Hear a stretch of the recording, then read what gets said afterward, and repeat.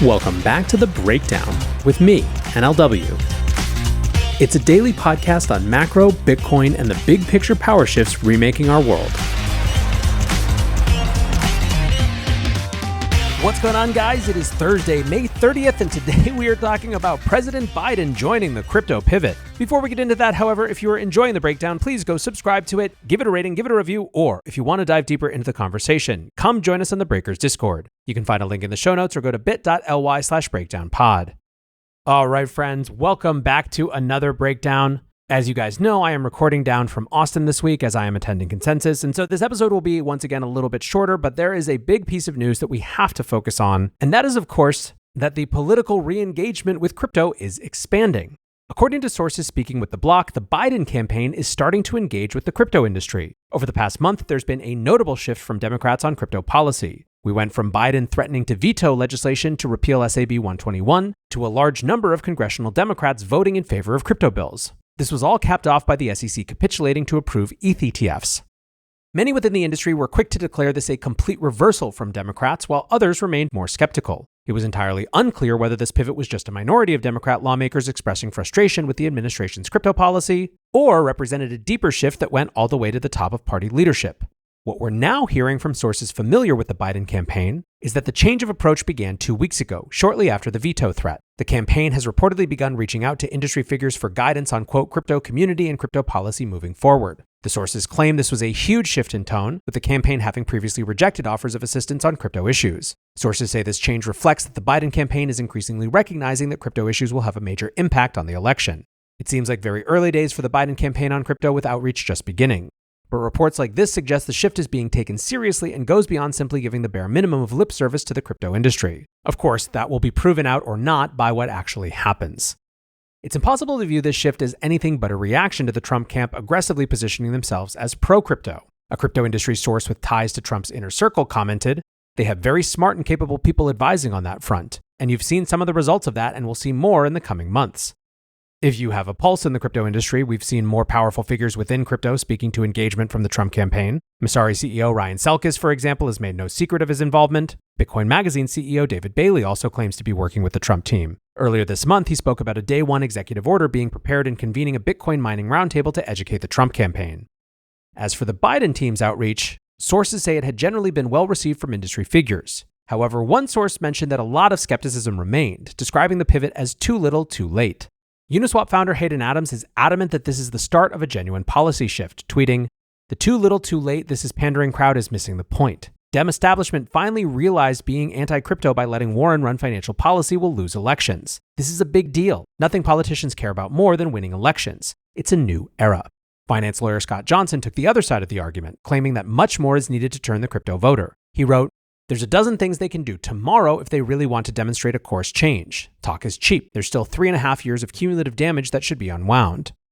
Indeed, the commentary on X/Twitter focused on one major olive branch that would make Biden's shift more credible: the firing of Gary Gensler. DC Investor tweeted, "If Joe Biden and the Democrats are serious about winning crypto voters, the best thing they could do is fire Gary Gensler immediately and name Hester Peirce as his replacement. This would be a good start to win back a lot of liberal crypto voters, in my opinion." Now, those familiar with agency structure have pointed out that the president is very limited in his ability to remove the head of the SEC. Gensler still has more than 2 years remaining in his term and can only be removed for cause. In practice, this almost never happens, and the entire structure of agency leadership is designed to resist the politicization of regulators. What the president could do is nominate a different chair from among the current commissioners. The decision on who chairs the committee is at the sole discretion of the president and could send a powerful message to the crypto industry without violating tenure rules. Ryan Selkis had a different wish list if the Biden team wants to really get credible. He said there is no amount of industry outreach that will save you from the onslaught that is coming from the crypto army. 1. Free Ross. 2. Speed up Marty Gruenberg's resignation. 3. Demand Gensler's resignation. 4. Sign SAB 121 repeal. 5. Executive order explicitly ending choke point, or war. Trader Forlex writes, only wins that matter are A, at the ballot box, or B, unconditional surrender, i.e. forcing Gensler, Gruenberg et al. Out of government. This isn't even a start, more like a little blood in the water. Hello, Breakers. Today's episode is sponsored by Ledger. As another cycle ramps up, it's another chance to think about your Bitcoin custody best practices, and of course, to help all the new folks do the same. Ledger is the global platform for securing Bitcoin and other crypto. Ledger combines both hardware wallets and the Ledger Live app to offer the best way to buy, sell, swap, and stake without sacrificing on security or self-custody. Ledger features cutting-edge technology in the form of a certified secure chip and a proprietary operating system, but also brings ease of use. This makes Ledger a safe and secure way to manage your digital assets without all the stress. Check out the link to the Bitcoin Ledger Nano in the show notes. 5% of all sales of the Bitcoin Ledger Nano go to support Bitcoin development. Thanks once again to Ledger for supporting The Breakdown. So what do I think of all of this? Couple things. Even if you are in the it's too little too late camp, the notable shift has to be seen as well notable. That particular part of the Democratic Party had doubled and tripled down constantly on its anti-crypto position. And the fact that that levee is finally broke is not an insignificant thing, even if crypto voters and crypto advocates are unwilling to give them the benefit of the doubt any further. Second, I think realistically, from a politics perspective, kind of only makes sense for the crypto industry to continue to treat it like it's too little too late and to keep up the pressure. From a complete efficacy standpoint, as so many have pointed out, there are still great potential for harms to be caused and more issues that need to be addressed, and some very specific policies that can change those things in the short term, things that are within the power of this administration to do. It is only rational to keep up the pressure to try to get more of those things won, especially before electoral pressure is off, one way or another. Third, I do think it's important to not overstate how significant this pivot is. We have seen a thawing in the relationship, not outright overtures, at least that have been public. I think for a lot of people, even if they are not in the it's too little too late camp, they're going to need to see something more than what we've gotten so far. Whiffs and hints that they might not hate us isn't really a super compelling political position. However, to the extent that we do see a continued softening and thawing in that relationship, I do think that there are plenty of folks who are left and progressive inclined in general who just need to see that the Democrats aren't going to make their role in life illegal in order to stay on Team D. Which frankly is exactly why I think it makes sense to keep up the political pressure for as long as possible to try to win more concessions before that group naturally retreats to where it wants to be. Let's not overstate this. So far, we are seeing the first whispers of a pivot. Ultimately, we can only be so thankful for so long that they're not trying to criminalize us anymore and are going to need to see a lot more.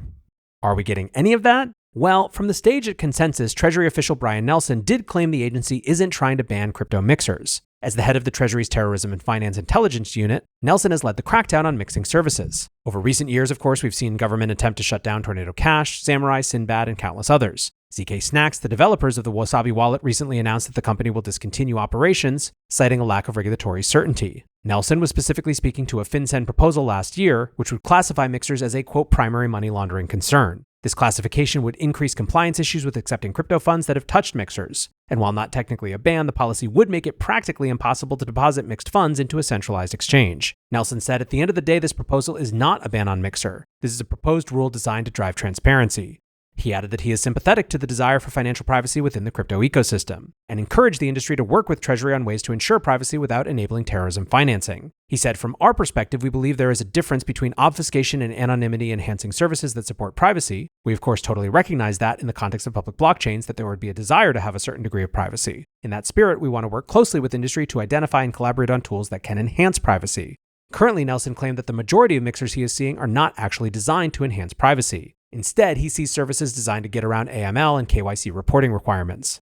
What you make of this is probably going to be a Rorschach test. For those who are looking for signals of the Biden administration's shift, this is somewhat positive engagement from a Treasury official at a crypto event. Others, though, are going to be stuck on their fundamental disagreement about how he characterizes mixers, so who really knows?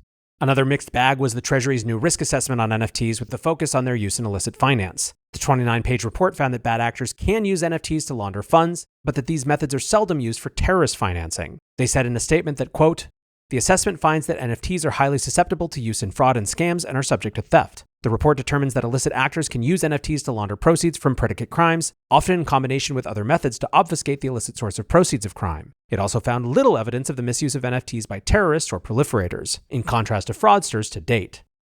Once again, Rorschach test. Do you see this as the Treasury saying, hey, we think there are problems, but not the big terrorist problems? Or do you see it as them hating on NFTs?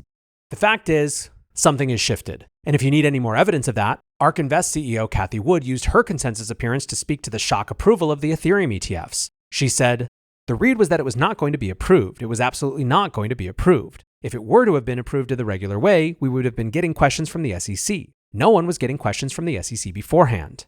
She said that the swirling activity on Capitol Hill that week made it clear that crypto had been identified as an election issue, which likely pushed the SEC to alter their decision. So friends, here we are. We are still at the very beginning of this pivot, but it does appear that the pivot is on. The next set of questions is going to be how deep and how fast it goes, and for that, we will just have to wait and see. For now, that is going to do it for today's breakdown. One more big thank you to my sponsor for today's show. Check out the Ledger Bitcoin Orange Nano. 5% will go to support Bitcoin development. Until next time, be safe and take care of each other. Peace.